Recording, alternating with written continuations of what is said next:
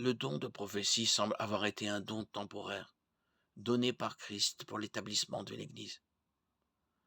Les prophètes étaient le fondement de l'Église, Éphésiens 2:20, qui annonçait un message du Seigneur aux premiers croyants. Parfois, le message d'un prophète était de l'ordre de la révélation d'une nouvelle vérité venant de Dieu, d'autres fois de l'ordre de la prédiction.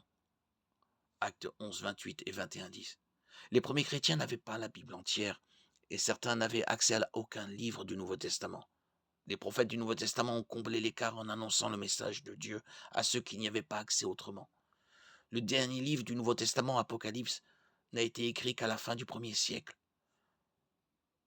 Le Seigneur a donc envoyé des prophètes pour annoncer la parole de Dieu à son peuple. Aujourd'hui, la question est, est-ce qu'il y a de véritables prophètes? Si le dessein d'un prophète était de révéler la vérité de Dieu, pourquoi aurions-nous besoin de prophètes aujourd'hui, puisque nous avons la révélation complète de Dieu dans la Bible? Si les prophètes étaient le fondement de l'Église primitive, le construisons-nous toujours aujourd'hui? Dieu peut-il donner à quelqu'un un message pour quelqu'un d'autre? Bien sûr. Révèle-t-il la vérité de manière surnaturelle et rend-il la personne qui l'a reçu capable de transmettre ce message aux autres? Absolument.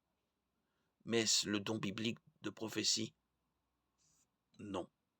Chaque fois qu'une personne prétend parler de la part de Dieu, qui est l'essence de la prophétie, il est essentiel de comparer son message avec ce que dit la Bible.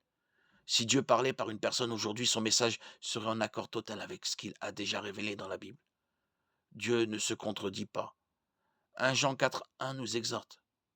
Bien-aimés, ne vous fiez pas à tout esprit, mais mettez les esprits à l'épreuve pour savoir s'ils sont de Dieu.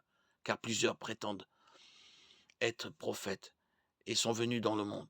1 Thessaloniciens 5, 20, 21. Ajoute, ne méprisez pas les prophéties, mais examinez tout et retenez ce qui est bon. Notre réaction devrait être la même face à une parole du Seigneur ou à une prophétie supposée. La comparer avec ce que dit la parole de Dieu. Si un message contredit la Bible, il devra être absolument rejeté.